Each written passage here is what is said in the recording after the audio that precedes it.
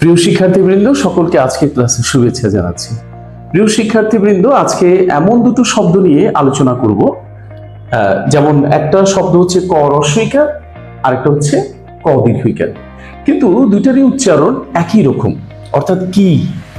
এখন আমাদের কথা হচ্ছে যে আমরা প্রায় সময় একটা ভুল করে থাকি, কোন বাক্যগুলোতে ক রস্বইকার লিখব এবং কোন বাক্যগুলোতে ক দীর্ঘইকার লিখবো, এটা কিন্তু আমাদের প্রায় সময় ভুল হয়। তো আজকে আমি অত্যন্ত সহজভাবে কোন বাক্যে তুমি ক রস্বইকার ব্যবহার করবা এবং কোন বাক্যে তুমি ক দীর্ঘইকার ব্যবহার করবে, এগুলো আমি একটু বলে দিচ্ছি।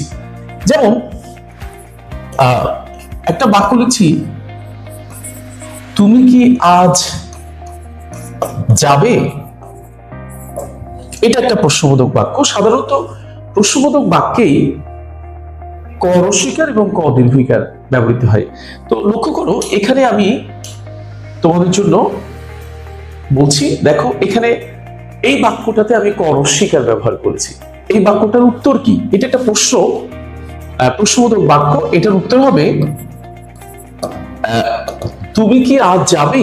এটার উত্তর হবে হ্যাঁ, হ্যাঁ আমি আজ যাব। অথবা অন্যভাবেও লেখা যায়, না আমি আজ যাব না। তাহলে বলতে পারছি যে যে সমস্ত প্রশ্নবাচক বাক্যের উত্তর হ্যাঁ বা না হবে, সে সমস্ত বাক্যের ক্ষেত্রে আমরা ক রস্বইকার ব্যবহার করব। এখন আমরা অন্য একটা বাক্য লিখছি, তোমরা একটু দেখো, আমি তোমার জন্য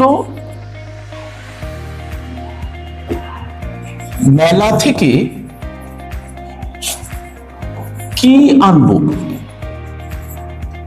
আমি তোমার জন্য মেলা থেকে কি আনবো, এটা একটা প্রশ্নবোধক বাক্য।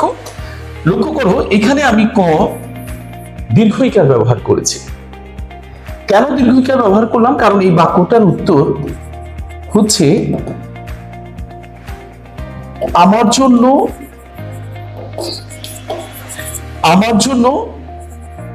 বাঁশি এনো। আমার জন্য বাঁশি এনো, অর্থাৎ এই বাক্যের উত্তরে কিন্তু হ্যাঁ বা না উত্তর আসছে না। তো যে সমস্ত প্রশ্নবোধক